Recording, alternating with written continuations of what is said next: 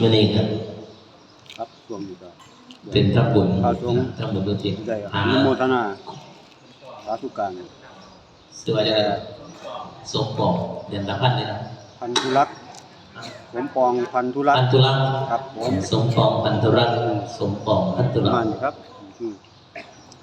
ได้บุญทิศหรือว่าบุญแจกเขาของนายสมปองพันธุรักษ์มื้อนี้ครับเอาไว้ใส่เอาไว้น้ำกันจะได้บอกครับ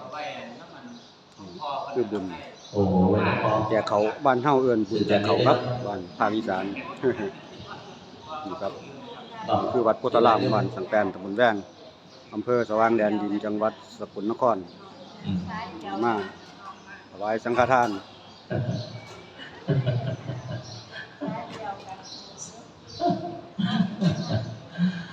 เห็นว่าถือว่าไม่อย่างเนาะมัน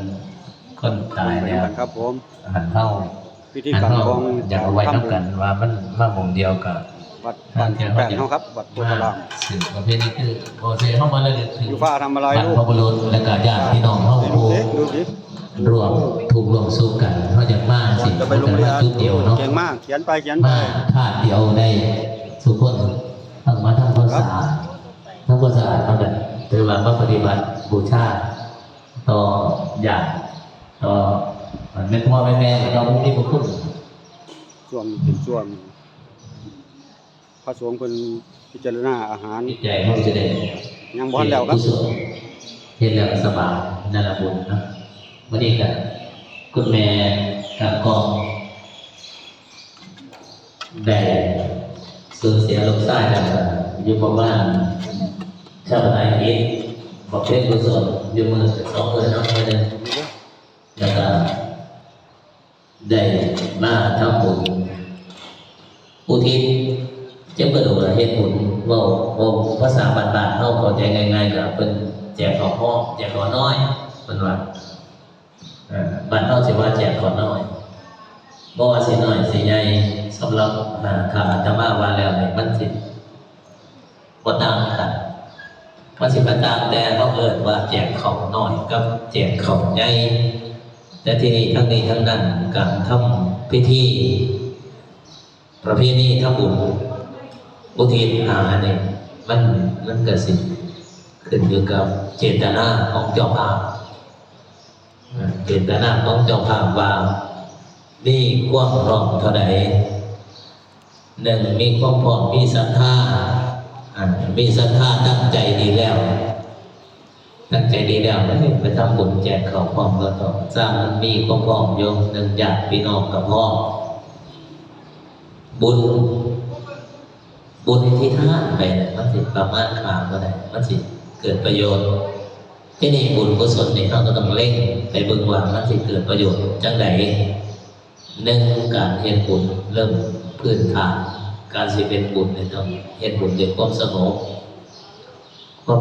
ปราศจากความวุ่นวายความสงบกันเพราะถ้าความสงบมันจะเกิดขึ้นก็ต้องมีความพร้อมได้ล่ะยังเป็นเจ้าภาพใหญ่คุณแม่การกองพันธุรักษ์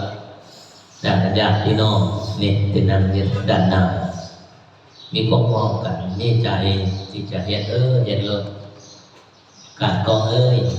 ฮ็ดบุญอันนี้มันก่อนแต่ว่าเฮามีหน่อยเฮาก็เฮ็ดตามหน่อยไปสักก้อนอย่างน้อยก็เฮาแบบมีเงินเข้ามาอาหารเลี้ยงพระสงฆ์องค์เจ้าในการทำบุญบ่ต้องให้ทานแก่พระสงฆ์เพราะว่าพระพุทธเจ้าตรัสไว้ให้พระสงฆ์อานิสงส์ของการทำบุญคือทานให้แก่พระสงฆ์มีอานิสงส์หลายที่สุดหลายกว่าหมู่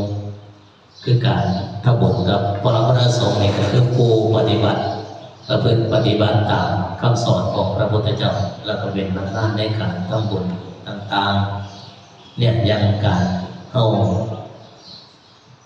ทำบุญอุทิศมานี่นะให้พระสงฆ์องค์เจ้าเป็นผู้ซื้อผู้ทรง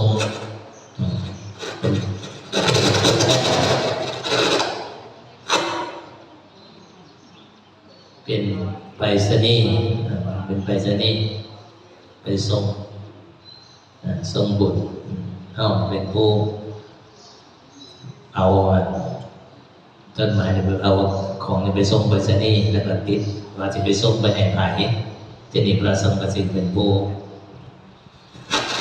ไปส่งว่าจะส่งไปให้กับญาติพี่น้องเขาเท่านั้นคือประสงค์จะได้โมทนาบุญให้แล้วข่าวของต่างๆเหลือจากอาสงฆ์ได้รับประทานได้เลี้ยงให้ได้ชีวิตพระสงฆ์แล้วกันเหลือนั้นตกไปสู่ท้องญาติพี่น้องของเฮาแล้วก็ของที่อยู่เนี่ยเฮาให้ทานมาเนี่ยส่วนหนึ่งอาจจะเป็นบำรุงพระพุทธศาสนาปัจจัยเนี่ย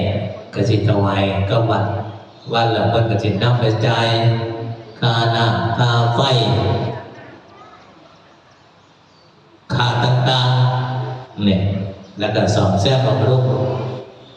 เสนาสนะบอกว่าจะเป็นไฟต่างๆในวัดในวันนั่นประโยชน์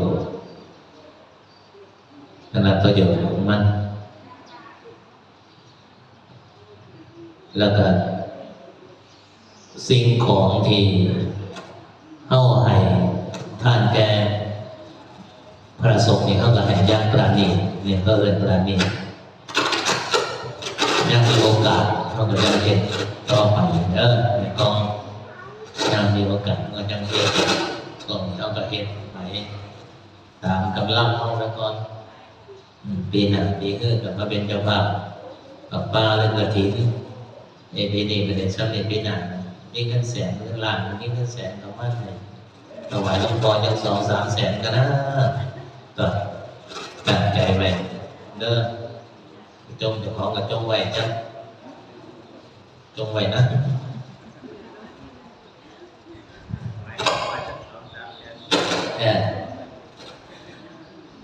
ยาวาเนี่ยคือกันกับพ่อทำบุญตลอดว่าทำบุญข้างเสียเท่ากับมีหน่อยเขาก็เฮ็ดตามหน่อยอันเราก็เฮ็ดที่ต้องเฮ็ดตามหน่อยก็เฮ็ดตามหน่อยไปบิณฑบาตนั่นสิกันมหาจะใช้บาตรก็ได้บุญกันสาธุโมทนาบุญยุ่งเงินก็ได้บุญยกมือใส่หัวก็ได้บุญแต่ว่าเขาก็ต้องคิดนำดิถ้าเราถึงยกมือโมทนาบุญมันก็ได้ตามมันก็ได้ซ้ำนั่นคือยังเขาเห็นหน้าเขาแห่คนเห็นเขาไปเบิ่งเขายังคือกันหรือเขาเห็นเขากับโอ้ดีใจนะเขาไม่กำลังเห็นกำลังอย่างนั้นเนาะประมาณนั้นมุนีคือกัน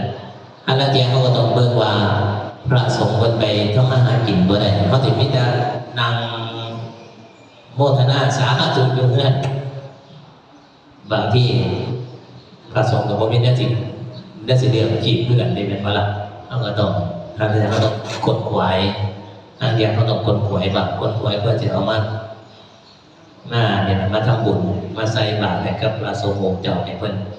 ให้ได้เพิ่นได้มีชีวิตดำรงชีวิตต่อไปที่นี่อานิสงส์ของมันก็สิส่วนเนี่ยมันจะมีอานิสงส์แห้งกว่ากันเพราะว่าเขาได้ให้กำลังให้ชีวิตให้กำลังให้ทุกอย่างแก่คนอื่นให้สิ่งที่คนอื่นให้ควบปรารถนาให้สิ่งที่เป็นประเสริฐสิ่งที่ประเสริฐกับคนอื่นเนี่ยเขาก็ได้ที่กันได้สิ่งที่เป็นประเสริฐได้สิ่งที่ปรารถนาขึ้นกันแต่ฉะนั้นเพราะฉะนั้นเขาก็ต้องคนขวายกันเนี่ยคนขวายขึ้นกันเพราะฉะนั้นการให้เป็นสิ่งที่ดีก็ดีก็เกิดจากการให้เพราะฉะนั้นเมื่อเด็กแม่กองทั้งบุญอุทิศไปหาลูกชายคือคุณสมปองนายสมปองพัทรรัตน์เมื่อเด็กกันขอให้บุญกุศลเจ้าภาพและกับเจ้าภาพคุณยายมาร่วมทั้งหมดในเมื่อเด็กก็ขอตรงได้มาร่วมกันเป็นเจ้าบ่าวเป็นเดชะเป็นพลปัจจัยเป็นบุญเป็นกุศลอำนวยโปรยผลไปให้กับคุณสมปองพัทรรัตน์ที่ได้โลกลับไปก็ขอมาร่วมโมทนาบุญนำคุณยายการกองลึกผู้เป็นแม่ในเมื่อว่าโมทนาแล้วก็ขอให้ดวงวิญญาณคุณสมปองจงไปสู่สุคติโลกสวรรค์ตกแต่ความสุขอันเป็นทิพย์ถ้าหากว่าดวงวิญญาณของคุณสมปองพัทรรัตน์ตกทุกข์ก็ขอให้พ้นจากทุกทั้งปวงและก็แลก็ขออำนวยพรสิริสวัสดิ์พิพัฒนาพรชัยจงบังเกิดมีกับญาติโยมที่มาร่วมทำบุญวันนี้ขอให้ครอบครัวของท่านจงโชคดีมีชัยอยู่เย็นเป็นสุขไปดีมีสุข เดินทางไปไหนก็ขอให้แคล้วคลาดปลอดภัยเจอแต่สิ่งที่ดีที่งามด้วยกันทุกท่านทุกคนเถิดยะถาวาริวหาปุราปาริปุเรนติสาคารังห่วงน้ำที่เต็มย่อมยังสมุทรสาครให้บริบูรณ์ได้ชั้นใดเอวามิวะอิโตทินังเปตานังอุปกปปติทานที่ท่านอุทิศให้แล้วแต่โลกนี้ย่อมสำเร็จประโยชน์แก่ผู้ที่ละโลกนี้ไปแล้วได้ฉันนั้นอิจิตังปฏิตังตุมหังขออิทธิผลที่ท่านปรารถนาแล้วตั้งขิปะเมวะสมิจตุสัพเพวเรนตุสังกัปปะขอความดำริทั้งปวงจงเต็มที่เหมือนพระจันทร์วันเพ็ญมณีโจติรักเหมือนแก้วมณีอันสว่างสวัยควรยินดีสัพพิติโยวิวัชชันตุความจันไรทั้งปวงจงบำราดไปโรคทั้งปวงของท่านจงหายมาเตภวันตรายโยอันตรายามีแก่ท่านสุขีทีคายุโกภวะท่านจงเป็นผู้มีความสุขมีอายุยืนเวสานิจังวุฒาปจานิโนจัตตารโอธรรมวัฏันติอายุวันโนสุขังพลังทำสี่ประการคืออายุวันนะสุขาภละย่อมเจริญแก่บุคคลผู้มีปกติไหว้กราบมีปกติอ่อนน้อมต่อผู้ใหญ่เป็นนิจอัตตาสิเมอากาสิเมยาติมิตาสังฆาจาเม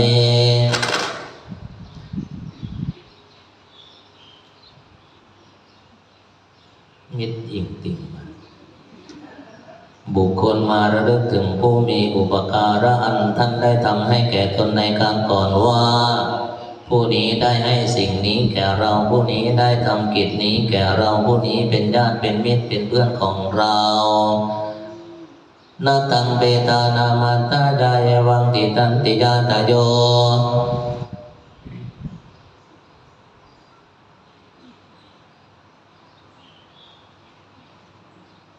นายันจักโคทักกินาจินนาก็ทักษิณานุปทานนี่แหละที่ท่านให้แล้วสังฆังเหสุปฏิทิตาประดิษฐานไว้ดีแล้วในสงฆ์ทีฆารตังหิตายัสสะทานาโสอุปกปปติย่อมสำเร็จประโยชน์เกื้อกูลแก่ผู้ที่ละโลกนี้ไปแล้วตลอดกาลนานตามฐานะโสยาติธัมโมจายังนิทัสสิโตญาติธรรมนี้นั้นท่านได้แสดงให้ปรากฏแล้วเปตานาบูชาจักตาโอราราและบูชายิ่งท่านก็ได้ทำแล้วแก่ญาติทั้งหลายผู้ที่ละโลกนี้ไปแล้วกำลังแห่งพระภิกษุสงฆ์ท่านก็ได้เพิ่มให้แล้วด้วยทุมเหหิปุญญังปสุตังอนัปปกันติท่านได้ขวนขวายแล้วดังนี้แลพระวาทุสัพพมังคลังขอสัพพมงคลจงมีแก่ท่านราคันตุสัพพเทวตาขอเหล่าเทวดาทั้งปวงจงรักษาท่านสัพพพุทธานุภาเวนะสัพพธัมมานุภาเวนะด้วยอนุภาพแห่งพระธรรมทั้งปวงสัพพสังฆานุภาเวนะสัทธาโสธีภวันตุเตขอความสวัสดีทั้งหลายจงมีแก่ท่านทุกเมื่อเถิด